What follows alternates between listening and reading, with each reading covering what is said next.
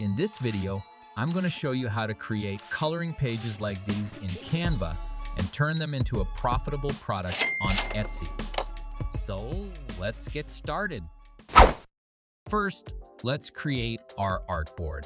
Search for coloring pages and select a coloring page template. Once the Canva editor opens, give your document a name. Now let's start creating the coloring pages for our coloring book. Go to the Elements tab, select Shapes, and choose a square. Place it neatly on the artboard. Next, add an outline and remove the fill color. Now we'll create the main character. To do this, go to Apps in the side menu and search for Magic Media. Select this app. Next, we need to enter a prompt to generate our character. I've already created a prompt, so I'll copy and paste it here.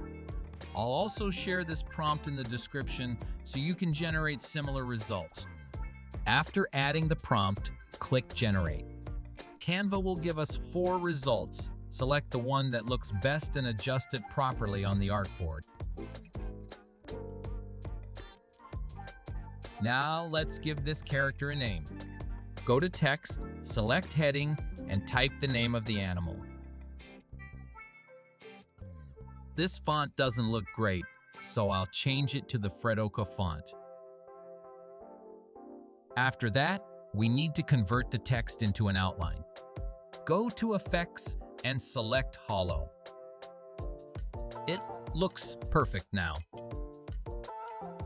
Next, I'll create the second page of the coloring book.